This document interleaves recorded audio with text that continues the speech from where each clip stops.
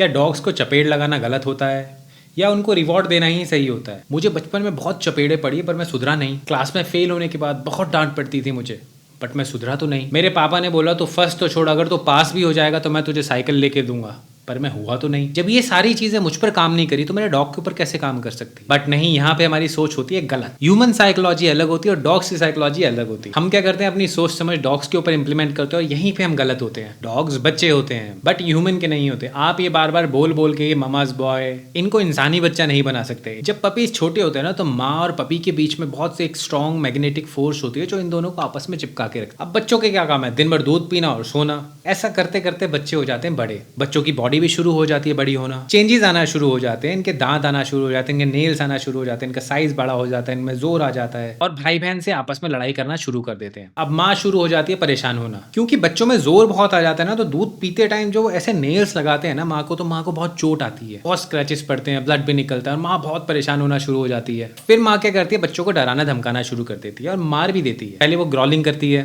बच्चे नहीं मानते हैं तो उनको धक्का देती है, तो वो नहीं मानते। फिर उसके बाद उनको काटना शुरू कर देती है। वो इतना जोर की काटती है कि अच्छे खासे ब्लड भी निकलना शुरू हो जाता है पपीज में। अब ये जो माँ होती है स्ट्रीट स्मार्ट।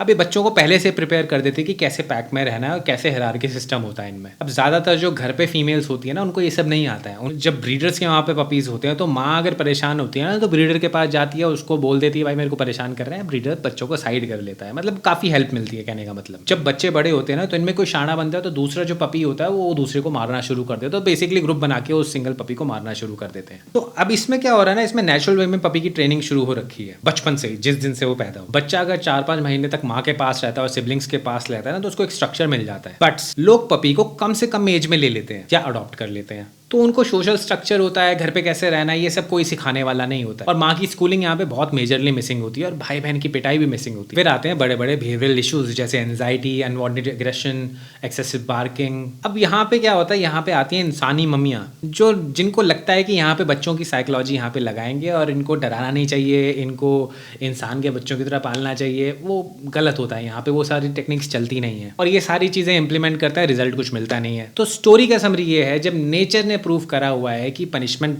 यहाँ पे काम करती है तो आप उसको रिवॉर्ड बेस्ड ट्रेनिंग से नहीं रिप्लेस कर सकते। अब इसका सोल्यूशन क्या है? जब आप पनिशमेंट गुस्से में देते हैं तो वो पनिशमेंट हमेशा गलत ही होती है। जो पनिशमेंट होती है ना, बहुत कैलकुलेटिव सी एक चीज होती है जो कि बहुत सोच समझ के आपको करना पड़ता है, क्योंकि ये बैकफायर भी कर सकती है। तो आपको इसके साइड इफेक्ट बताने बहुत जरूरी होते हैं। इसके लिए एक्सपीरियंस लगता है, इसलिए डॉग ट्रेनर्स काम आते हैं, बट हर किसी को ये नॉलेज होती नहीं है। अब हमारे यहाँ पे एक एग्रेसिव डॉग है, अगर आप उसको मिलते ही चांटा मार दोगे ना तो वो आपको काटेगा नहीं, बट अगर आप उससे मिलते हो उसको चांटा नहीं मारते तो वो काट लेगा आपको। अब एक हस्की भी हमारे पास, अगर आप उसको डराओगे धमकाओगे तो वो आपसे बराबरी की लड़ाई करता है, आपको काटेगा भी और पीछे भी नहीं हटता है। तो वैसे डॉग्स को हमें नहीं टच करना चाहिए और नहीं डराना चाहिए। अब एक बीगल है जो बिना थप्पड़ खाए कुछ सुनता ही नहीं है और उसके थप्पड़ की वैलिडिटी 1 घंटे की होती है, उसके बाद उसको रिचार्ज करना पड़ता है। और एक लैब्राडोर भी है, उसको आप तेज आवाज से बोल दो, वो कोने में जाके बैठ जाएगा। अगर आपने उसको चांटा दिखा दिया या मार दिया तो बेचारा वो पूरे दिन एक ही जगह पे बैठा रहेगा, सुसु पॉटी करने में नहीं जाता। तो कहने का मतलब है कि सारे डॉग्स की अलग तरीके से ट्रेनिंग होती है और एक जो चीज़ होती है कि आप बोलो कि इसको रिवॉर्ड वाइज ट्रेनिंग देनी चाहिए या इसको